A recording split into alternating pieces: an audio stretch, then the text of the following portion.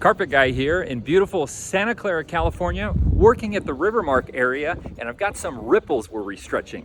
Thanks for riding along. Let's take a look.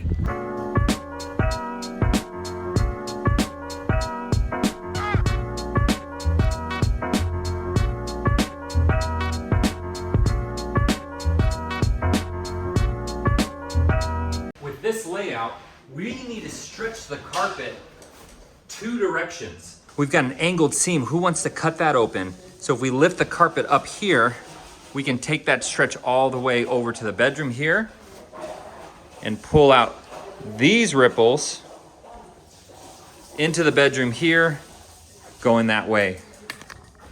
We don't always have that option. Sometimes you have to cut at a doorway, but if you don't have to, don't do it.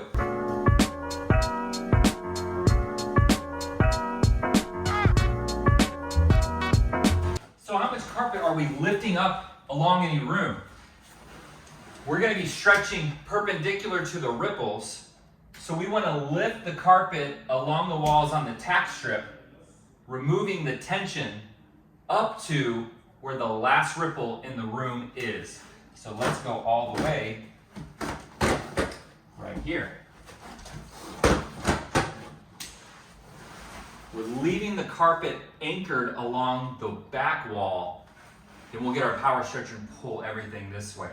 3 walls because we have to come out from the hallway into the room. That's going to create some buckling at the doorway that we're going to have to pull this way as well as this way. Carpet Guy, why do you use such big motions? I got to keep people watching. Okay, you can't make this boring.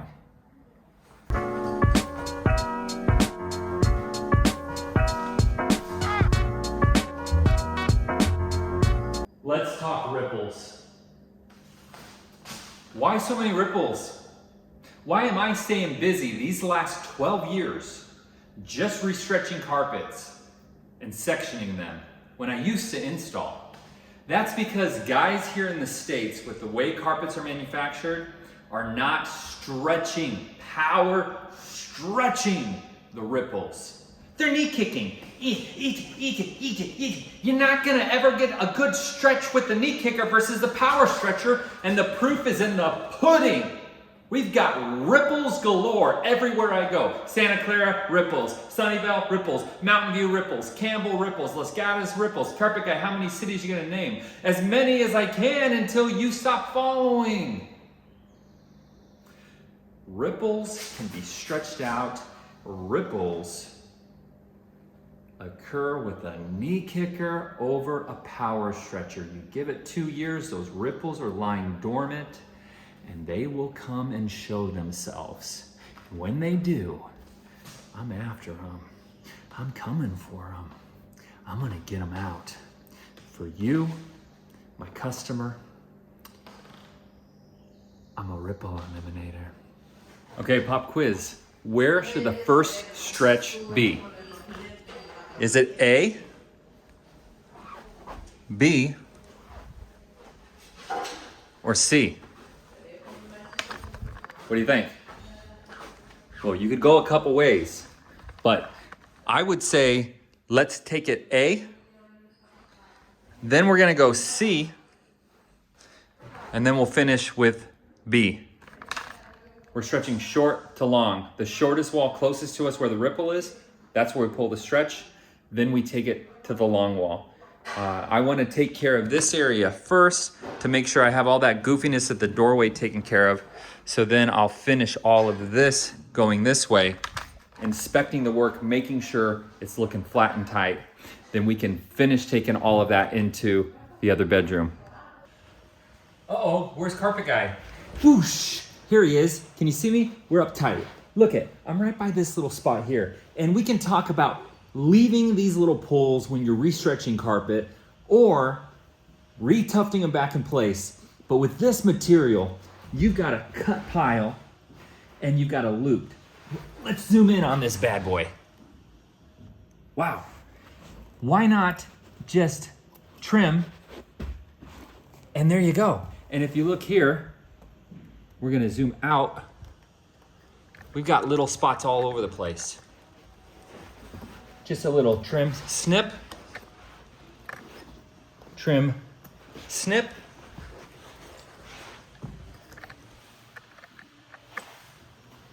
Trim, snip.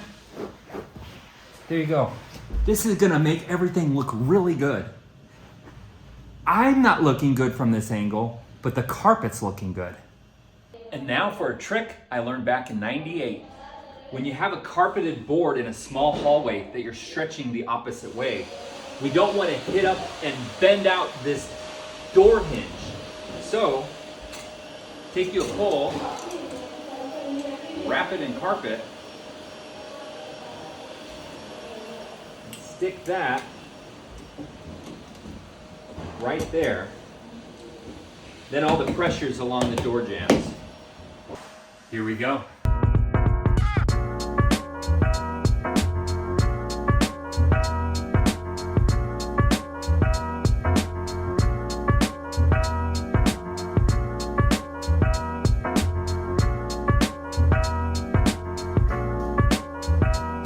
Okay, before we go any further, there's a lot to talk about right now. We've just done our A, B, and C stretch, and that took care of the ripples going into the hallway, into the bedroom. You say, I still see the ripples.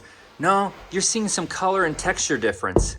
That's flat, and those nasty stains, carpet cleaners are coming tomorrow. We're in the repairing business. Of course the carpet's gonna look old, ragged, used. It's used material. We're giving it some extra life. And this service adds on, in addition to cleaning, for the carpet to stay tight, looking good, ship shape, okay? So ease up on the marks or the residuals on the old ripples, those will go away. But I want you to see what we have here. That counter ripple, that happens after we stretch it tight. We gotta finish locking the carpet back along this wall and along the hallway here. And then we have also, see a little bit, it's harder to see right here, but it's rounded up here. Well, we'll take that out going back to lock the carpet along this wall, and then we'll start angling our stretch to that corner. Finish stretching the carpet this way as well. Okay, and then we'll angle the carpet stretch towards that corner. The only thing when we do this without seams, we may have to do some sectioning work around door jambs. So I think we're gonna be fine here. Before I make the next stretch going there, I'm gonna secure that back in place, maybe staple it even to make sure it's nice. And then we'll see sometimes, I think we'll be fine. Sometimes we have to section a piece over here. Same thing here. We might have a little left over here to make up the difference because we moved the whole profile, it got shifted. And we'll cut off the tension there and right there. See, we'll have to put in probably a little piece.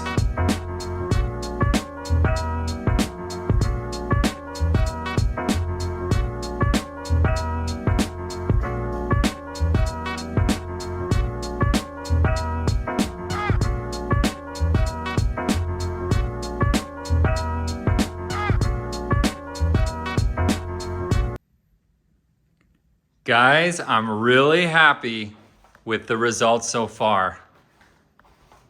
Let's finish it out.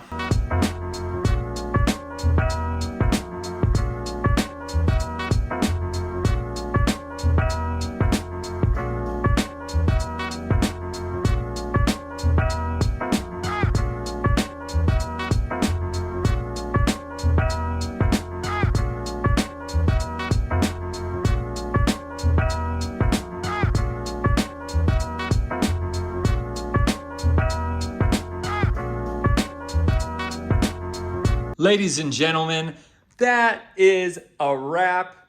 We've got the closets, the bedrooms, the hallway.